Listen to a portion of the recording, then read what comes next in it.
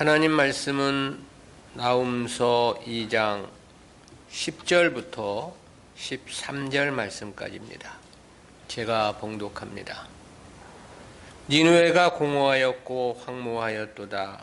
거민이 낙담하여 그 무릎이 서로 부딪히며 모든 허리가 아프게 되며 모든 낯이 빛을 잃도다.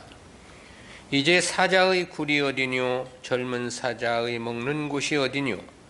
전에는 수사자 암사자가 그 새끼 사자와 함께 거기서 다니되 그것들을 두려워할 자가 없었으며, 수사자가 그 새끼를 위하여 식물을 충분히 찢고 그 암사자를 위하여 무엇을 움켜서는 취한 것으로 그 굴에 채웠고 찢은 것으로 그 구멍에 채웠었도다.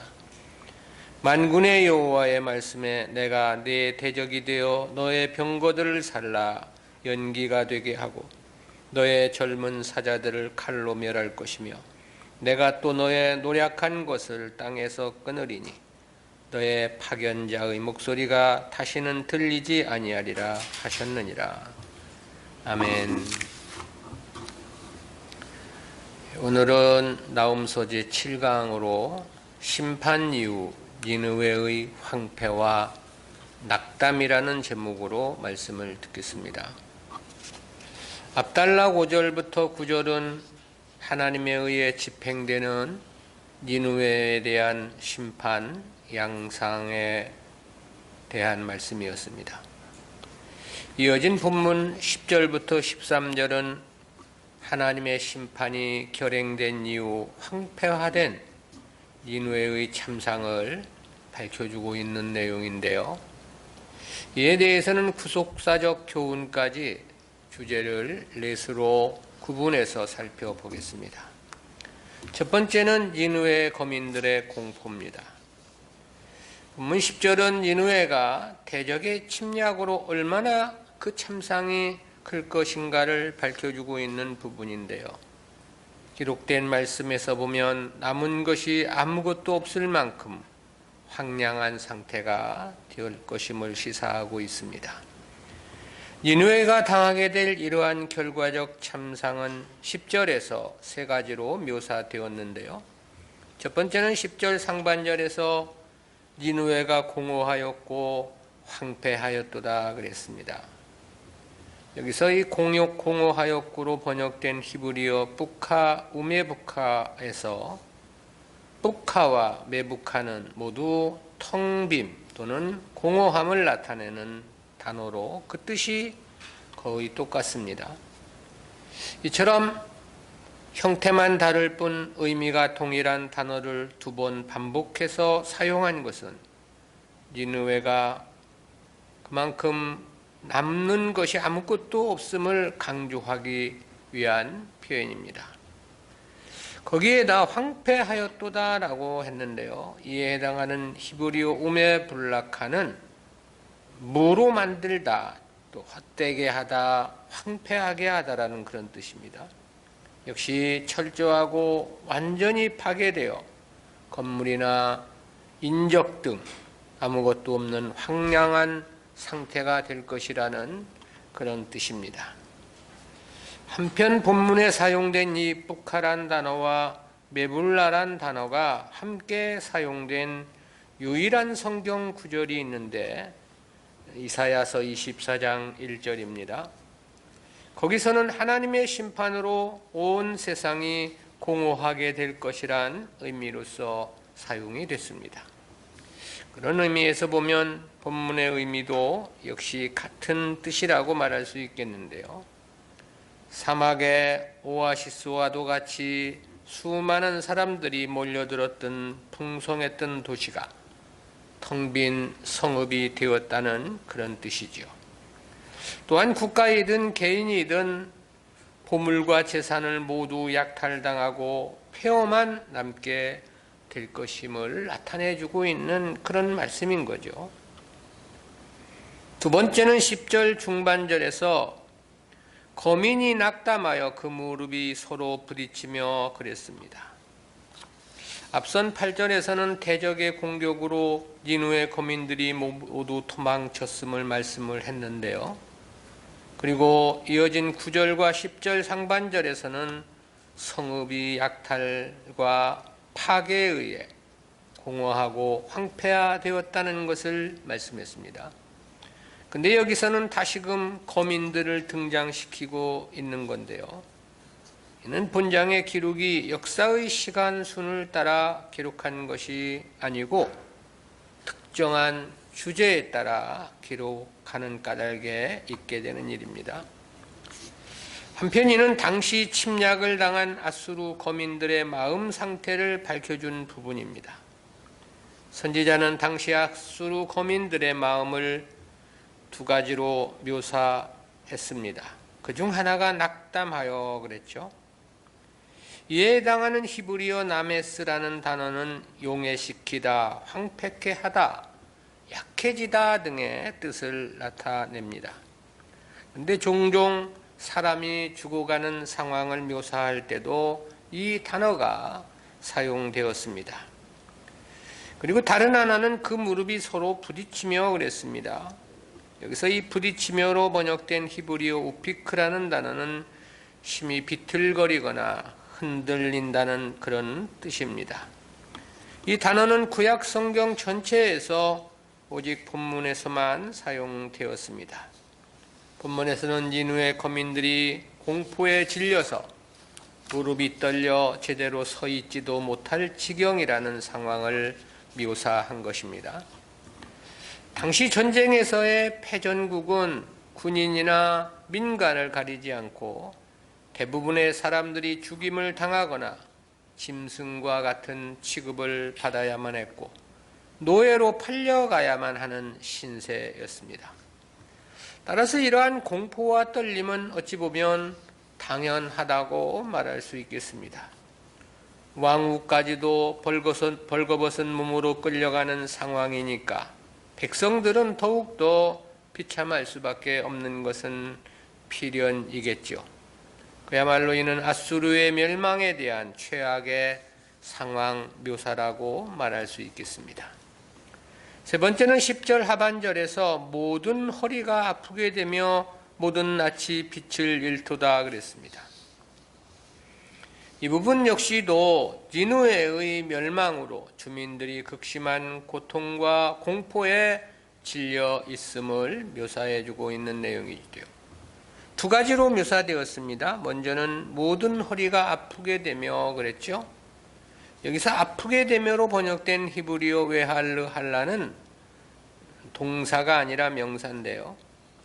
이는 해산하는 여인의 고통을 묘사할 때 사용될 정도로 극심한 고통이나 그로 인한 몸부림을 나타낼 때 사용되는 단어입니다. 그만큼 당시 니느웨 거민이 당할 고통이 극심할 것을 나타내주고 있는 거죠. 그리고 이어 모든 낯이 빛을 잃도다 그랬잖아요. 이는 니느웨 백성들이 공포에 질려 얼굴빛이 사색이 되었다는 그런 뜻입니다.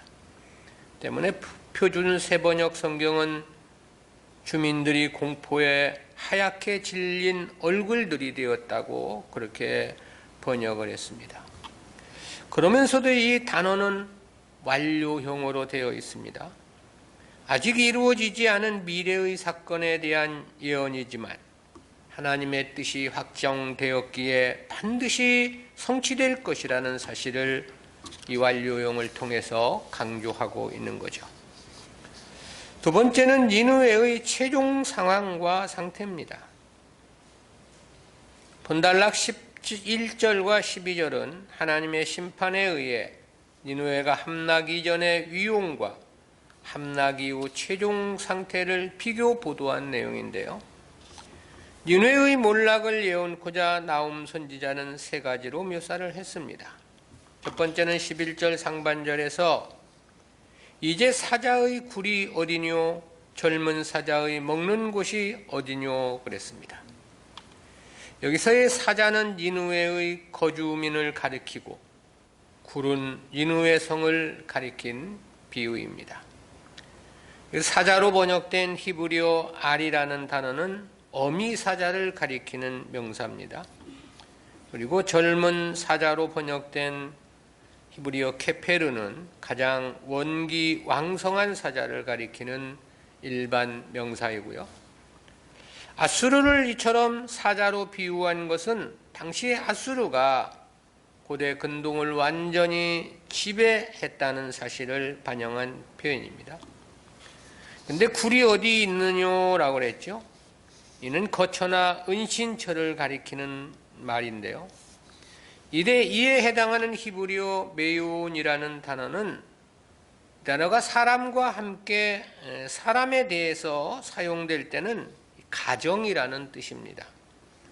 또 먹을 것으로 번역된 히브리어 우미르에라는 단어는 목장이나 목초지라는 의미를 나타내는 단어이고요. 따라서 굴이 사자의 은신처를 가리킨 거라면 먹을 곳이란 사자들이 먹이를 사냥하여 저장하여 둔 곳을 가리키는 말이 되겠죠. 근데 본래 이 사자는 아수르의 상징물이었던 것으로 전해집니다. 로마의 상징이 독수리였듯이 아수르의 상징은 사자였던 거죠. 그래서 그런지 아수르의 전쟁의 신은 사람의 얼굴에 사자의 몸체를 그려놓고 거기에 날개까지 가진 문양이었다고 전해지고 있습니다. 그러므로 본문은 그토록 강성했던 아수르가 이제는 거처지도 잃고 먹을 것도 완전히 상실했음을 조롱 섞인 말로 표현하고 있는 것입니다. 두 번째는 11절 하반절에서 전에는 숫사자, 암사자가 그 새끼 사자와 함께 거기서 다니되 그것들을 두려워할 자가 없었으며 그랬습니다. 이 역시 과거 아수르의 위용을 나타낸 하나의 은유이죠. 여기서의 숫사자는 왕을, 암사자는 방백들을, 그리고 새끼 사자는 백성들을 가리킨 것으로 이해할 수 있겠습니다. 이는 사자가 다른 짐승들 위에 군림하며 그것들을 자기 식물로 삼는 것처럼 이웃 나라들 위에 군림한 아수르의 권세와 위용을 상징한 표현입니다. 이 다니엘서에서 보면 바벨론은 독수리의 날개가 달린 사자로 묘사하고 있고요. 메데바사는 곰으로, 헬라는 표범으로, 로마는 천리빨과 놋 발톱을 가진 알 수 없는 짐승으로 비유한 바도 있습니다. 이처럼 고대의 제국들은 그 특징적인 면모를 강력한 맹수에 빗대어 표현하는데 본문 역시도 비슷한 맥락이라고 말할 수 있겠습니다. 즉 그 당시 아수르의 위용과 세력이 그야말로 최강이었다는 것을 보다 생생하게 나타내주고 있는 거죠. 힘이 없는 새끼를 데리고 다녀도 다른 짐승들이 감히 가까이 갈 수 없었던 것은 어미 사자의 위용이 그만큼 컸기 때문입니다. 그 당시 아수르의 위용이 그 어떤 나라도 감히 어찌하지 못할 만큼 강력했음을 나타내주고 있는 거죠.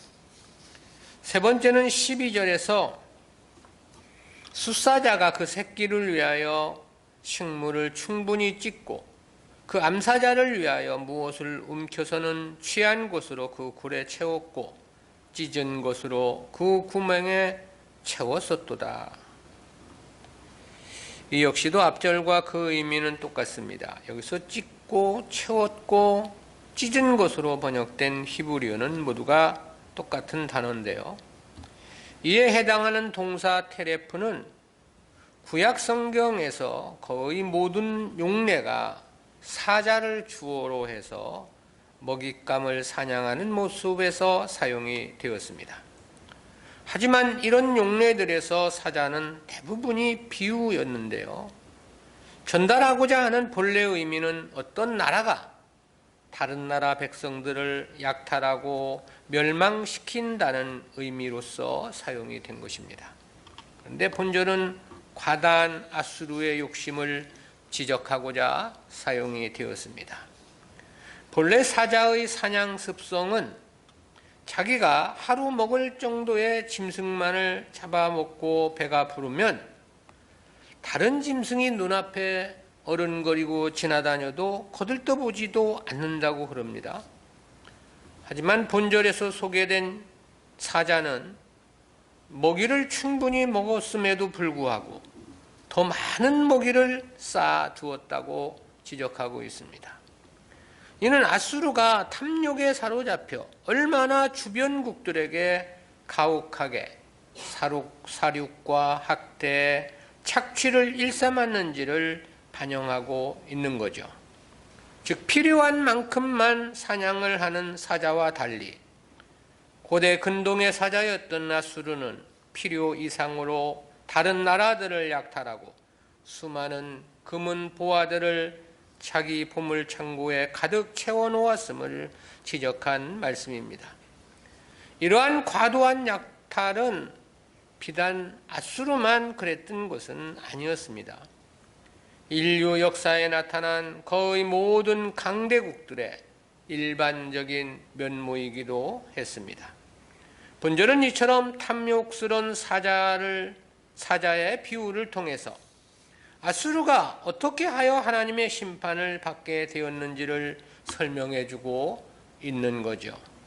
세상을 향한 인간들의 과도한 욕심은 개인이든 국가이든 교회이든 모두 하나님의 뜻에 반하는 것이며 심판의 대상이라는 의미를 나타내주고 있습니다.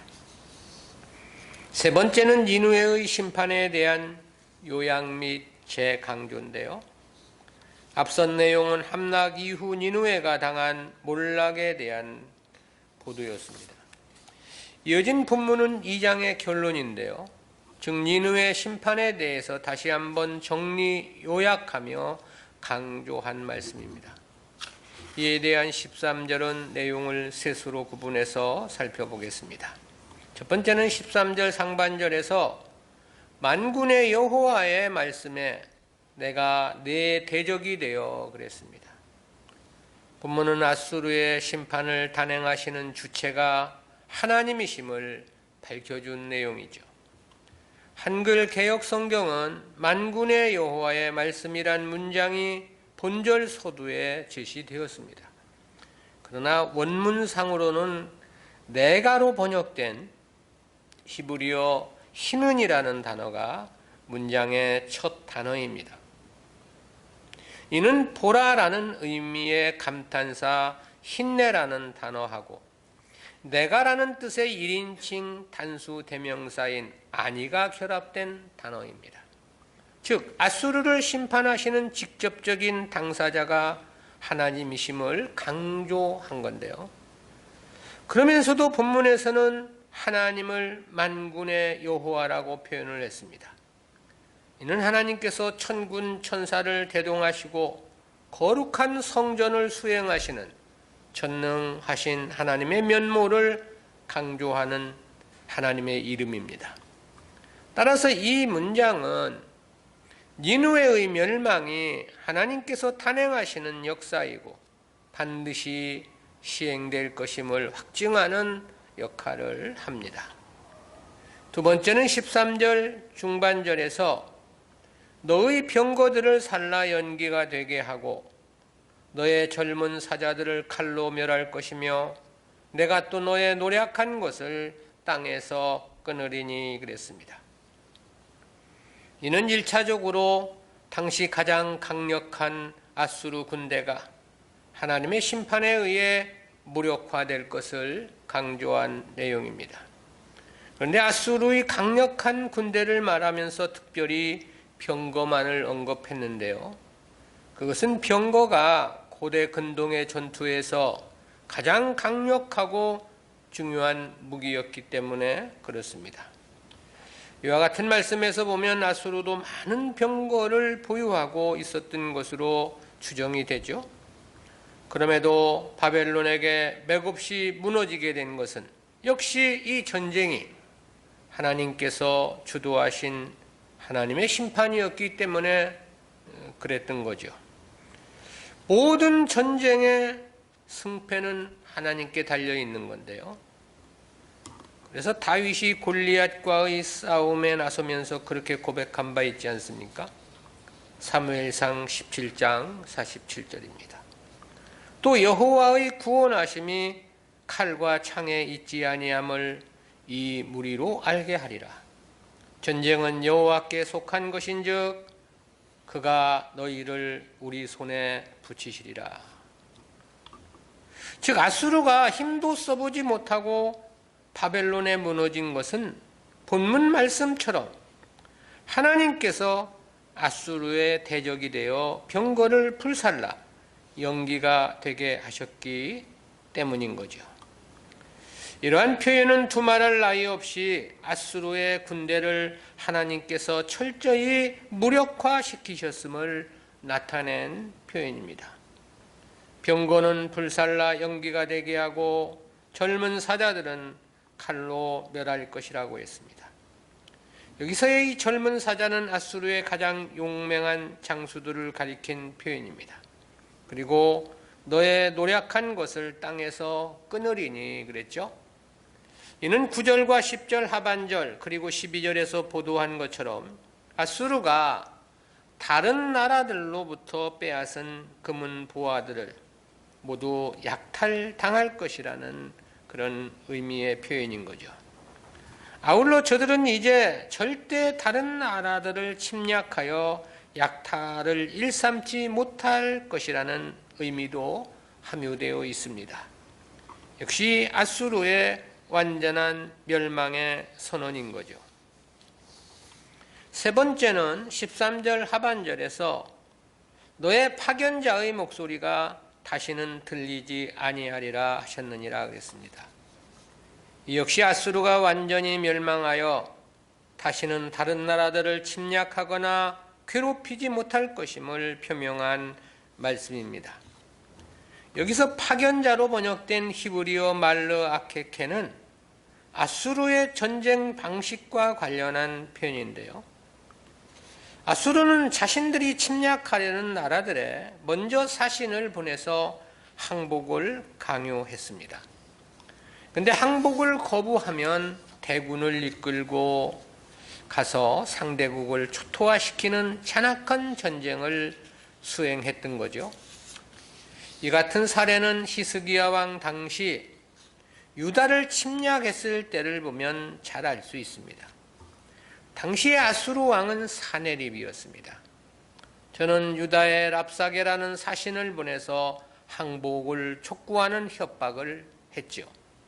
그러자 히스기야는 성전의 기둥에 입힌 금까지 거두어 저에게 전쟁 배상금을 내어놓기도 했습니다. 그러나 사네립은 그것을 받고도 물러가지 않았어요. 유다를 완전히 정복하고자 다시금 항복을 촉구합니다. 그의 히스기야는 이사야 선지의 말을 듣고 거부하죠. 그러자 아수르 왕은 20만 명이나 되는 엄청난 군대를 동원하여 예루살렘을 포기하게 되죠. 그 과정에서 사네립은 하나님의 이름까지 모독하는 등 온갖 술책으로 유다를 압박했습니다. 그런데 이러한 경우가 유다에만 있었던 것은 아니고요. 모든 이웃 나라들에 대한 아수르의 포악이었습니다. 때문에 당시 근동의 모든 나라들은 아수르가 보내는 사신의 심히 곤혹스럽고 괴로운 일이 아닐 수 없었던 거죠. 그런데 본문에서 보면 그런 사신의 목소리가 다시는 들리지 않을 것이라고 말씀하고 있는 것입니다. 역시 이는 아수르가 완전히 멸망하여 다시는 주변 나라의 압박과 공포를 주지 못할 것이라는 뜻입니다. 하나님 심판의 철저함과 완전함을 표명한 하나의 비유인 것이죠.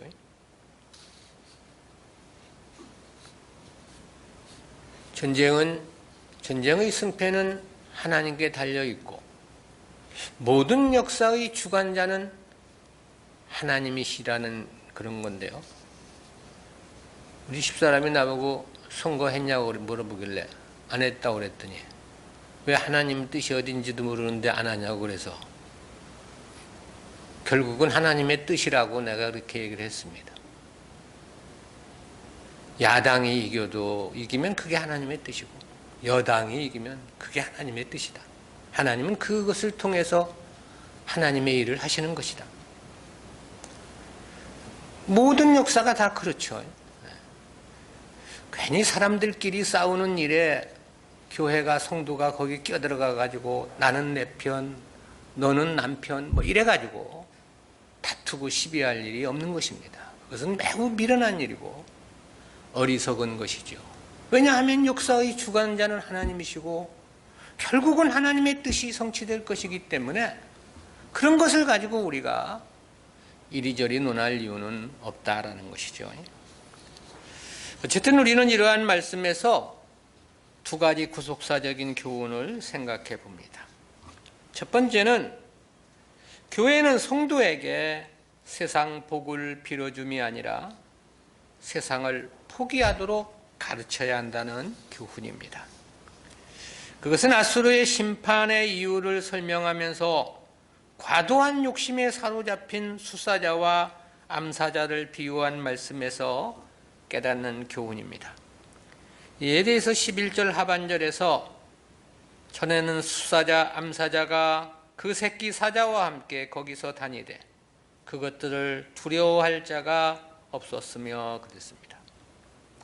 이는 그 당시 아수르의 위용이 그 어떤 나라도 감히 어찌하지 못할 만큼 강력했음을 나타낸 비유라고 했습니다.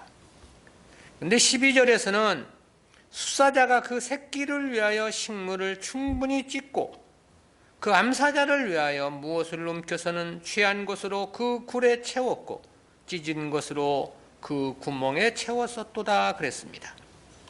이는 먹이를 충분히 먹었음에도 불구하고 만족하지 못했음을 지적함이라고 그랬죠. 즉 아수르가 탐욕에 사로잡혀 얼마나 주변국들에게 가옥을 일삼았는지를 반영한 표현이라 그랬습니다. 꼭 필요한 만큼만 사냥을 하는 사자와 달리 고대 근동의 강자였던 아수르는 과다히 다른 나라들을 침략, 약탈했음을 지적한 말씀인 겁니다. 다시 말하면 세상에 대한 과다한 욕심이 이웃 나라들을 약탈하는 것으로 나타났던 것이고 그 결과 하나님의 심판을 받게 되었음을 지적한 말씀인 거죠. 이처럼 세상 것에 대한 욕심은 죄를 낳게 되고 그 죄는 결국 심판을 가져오게 되어 있다라는 거죠. 그것은 세상만 그런 것은 아닙니다. 교회는 더욱더 그럴 것입니다. 그러기에 바울은 디모데전서 6장 10절 상반절에서 돈을 사랑함이 일만하게 뿌리가 된다고 말씀했습니다.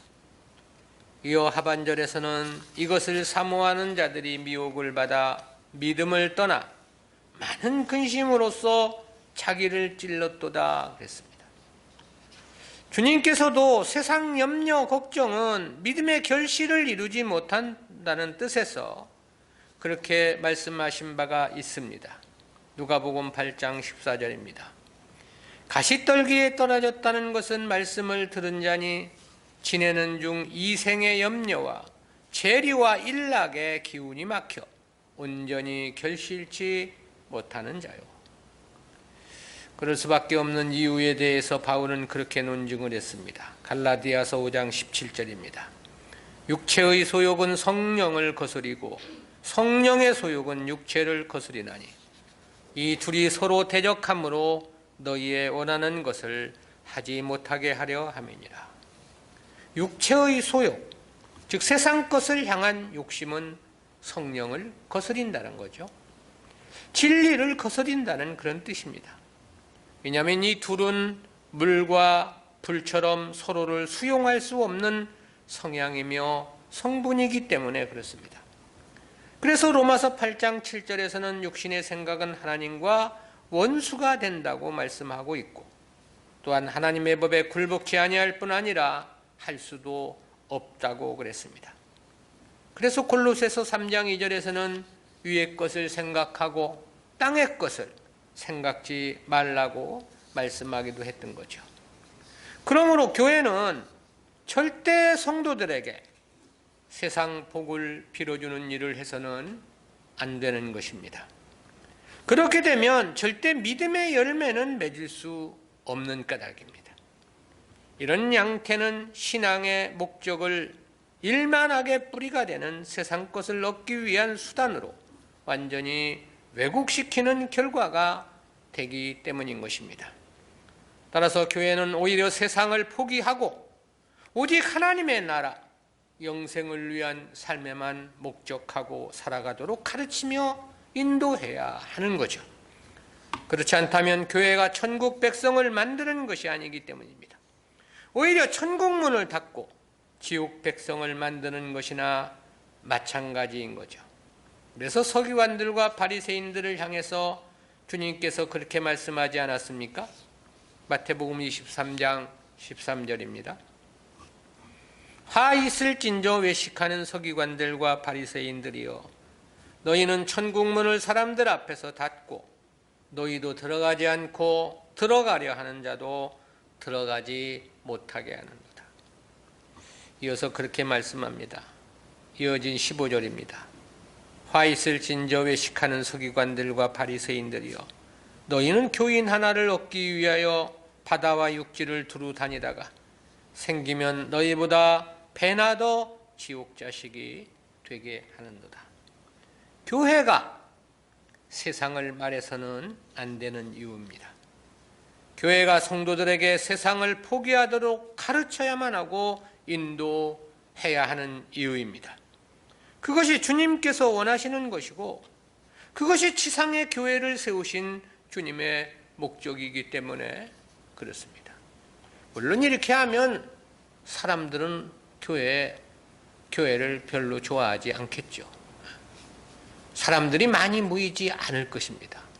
왜냐하면 대부분 세상 문제 때문에 세상에서의 복을 받고자 하나님의 이름을 부르는데, 아니 세상을 포기하라는 교회에 누가 나오겠느냐 이 말이죠.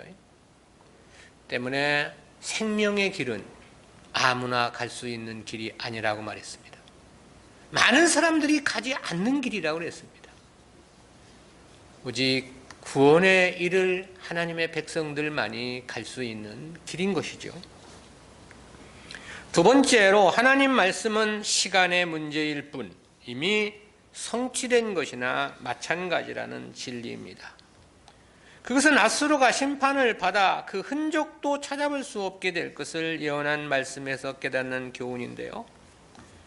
아수르의 멸망에 대해서는 10절 상반절에서 니느웨가 공허하였고 황폐하였도다 그랬습니다. 아수르가 완전히 파괴되어 건물이나 인적 등 아무것도 남아있는 것이 없는 황량한 상태가 될 것이라는 의미인 거죠. 10절 중반절에서는 거민이 낙담하여 그 무릎이 서로 부딪히며 그랬습니다. 이는 니느웨 거민들이 공포에 질려 무릎이 떨려 제대로 서 있지도 못하는 상황 묘사라고 그랬습니다. 10절 하반절에서는 모든 허리가 아프게 되며 모든 낯이 빛을 잃도다 그랬죠. 이는 해산하는 여인과 같이 극한 고통에 몸부림칠 것이라는 의미라고 말씀했습니다. 그런데 이 문장 전체의 결론이기도 한 10절 하반절에서의 빛을 잃도다라는 단어가 완료형이라고 그랬죠. 미래에 이루어질 일임에도 불구하고 이미 이루어진 것과 같이 완료형의 단어를 사용한 것입니다.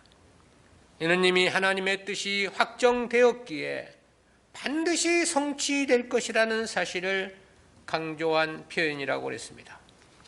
이 표현처럼 실제 역사는 틀림없이 그렇게 진행이 되었습니다. 아수르는 BC 722년 북이스라엘을 멸망시켰습니다. 그리고 BC 701년 남유다를 침입했죠. 그때가 히스기야 왕 당시였습니다. 그러나 그때는 하나님의 초월적인 역사로 하룻밤 사이에 아수르 군대 18만 5천 명을 모두 죽이시는 대이변의 역사를 감행하셨습니다. 그로 말미암아 아수르는 국력이 급속도로 쇠퇴하게 되었죠. 그리고 BC 650년경에는 내부 반란이 일어나 아수르 전체가 혼란에 빠져들게 되었고요. 바로 그 시점에 바벨론과 메대 연합군의 침략이 있게 되었던 겁니다. 그 결과 BC 612년에 니느웨 성이 함락이 됐던 거고요. 그 후 BC 605년에 아수르의 잔존 세력들도 바벨론의 느부갓네살 왕에 의해서 완전히 패망하여 아수르라는 나라는 지상에서 사라지고 말았던 것입니다. 하나님 말씀은 실제 역사라고 말할 수밖에 없는 이유입니다. 하나님 말씀은 시간의 문제일 뿐이지 반드시 성취되는 말씀이다라는 것이죠. 주님은 그렇게 말씀하신 바 있습니다. 마태복음 6장 26절입니다. 공중의 새를 보라, 심지도 않고 거두지도 않고 창고에 모아 들이지도 아니하되 너희 천부께서 기르시나니 너희는 이것들보다 귀하지 아니하냐. 이어 그렇게 말씀하기도 하셨습니다. 마태복음 6장 28절입니다. 또 너희가 어찌 의복을 위하여 염려하느냐. 들의 백합화가 어떻게 자라는가 생각하여 보라. 수고도 아니하고 길쌈도 아니하느냐. 이어 이러한 말씀의 결론으로 그렇게 말씀하셨습니다. 마태복음 6장 30절입니다. 오늘 있다가 내일 아궁이에 던지오는 들풀도 하나님이 이렇게 입히시거든 하물며 너희일까 보냐. 믿음이 적은 자들아 그랬습니다. 이 성도들의 세상 것은 하나님께서 책임져 주신다는 그런 말씀이죠. 주님께서 이렇게 말씀을 하셨다면 이는 반드시 지켜지는 말씀입니다. 안 지켜질 수 없는 말씀이다라는 거죠. 하나님은 전지전능하실 뿐만 아니라 신실함에 있어서도 완전하시기 때문에 그렇습니다. 그래서 스가랴 선지자는 그렇게 하나님의 말씀을 태어난 바 있습니다. 스가랴서 1장 6절입니다. 내가 종 선지자들에게 명한 내 말과 내 전례들이 어찌 내 열조에게 임하지 아니하였느냐. 선지자들을 통해서 예언된 말씀이 안 이루어진 것이 어디 있느냐라는 그런 물음 아닙니까? 하나님 말씀은 언제나 그랬던 것이 맞습니다. 모든 것이 다 역사 속에서 성취되었습니다. 따라서 영생을 말씀했다면 영생은 반드시 실현되는 것입니다. 하나님 나라 영광의 기업을 말씀했다면 그 역시 지켜질 수밖에 없는 것입니다. 많이 심는 자 많이 거두고 적게 심는 자 적게 거둔다고 했다면 이 역시 이루어진 것이나 마찬가지인 것입니다. 많이 심은 자는 반드시 많이 거둘 수밖에 없는 거고요. 그러나 역시 심지 않았다면 거둘 것은 없는 거죠. 충성한 자에게 생명의 면류관을 주시겠다고 하셨다면 그 말씀 역시 명명백백한 것입니다. 의를 위해 핍박과 고난을 당한 자들에게 더 큰 상을 주실 것이라고 말씀했다면 역시 세상이 두 쪽 나도 이는 반드시 지켜질 말씀인 것입니다. 아니 지켜진 것이나 다름없는 것, 지켜진 것이나 다름이 없는 것이다라는 거죠. 그래서 주님이 그렇게 말씀했습니다. 마태복음 5장 18절이죠. 진실로 너희에게 이르노니 천지가 없어지기 전에는 율법의 1.1획이라도 반드시 없어지지 아니하고 다 이루리라. 하나님 말씀을 믿어야 합니다. 그리고 그 말씀대로 살아야 하는 거죠. 왜냐하면 하나님 말씀은 시간의 문제일 뿐이지 이미 성취된 역사나 다름없기 때문에 그렇습니다. 반드시 우리들의 목전에 펼쳐질 것이고 실현될 것이고 구현될 역사이기 때문에 그런 것이죠. 하나님의 말씀이 우리의 희망입니다. 그래서 우리는 더욱더 세상의 원리가 아니라 믿음의 원리로 살아가야만 하는 것입니다. 기도합니다. 사랑의 하나님, 은혜를 감사합니다. 오늘도 아수르의 멸망을 예언한 말씀을 통해서 귀한 교훈 깨닫게 해주심 진실로 진실로 감사합니다. 세상 욕심 벗어 던지고 오직 하나님의 말씀을 따라 살아가야만 하는 것은, 세상 욕심은 오히려 죄를 낳고 하나님의 뜻은 반드시 실현될 역사이기 때문에 그렇습니다. 주여, 저희들에게 믿음을 더해 주셔서 하나님 말씀에 대한 확고한 믿음, 든든한 믿음으로 주여 저희들을 붙잡아 주시고, 그래서 더욱더 하나님 뜻과 말씀대로만 살아가기 위해 최선을 다하는 우리 모두가 되어질 수 있도록 인도하여 주옵소서. 감사드리옵고 예수님의 이름으로 기도드리옵나이다. 아멘.